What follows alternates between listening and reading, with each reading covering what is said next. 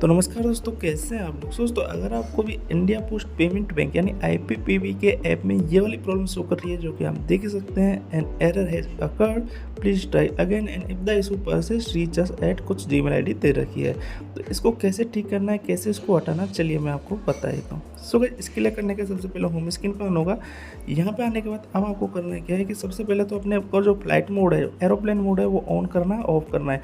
जिससे क्या होगा कि आपका जो इंटरनेट है वो रिफ्रेश हो जाएगा। फिर आपको एक बार ट्राई करना है कि आपका ये प्रॉब्लम ठीक हुई है नहीं हुई है।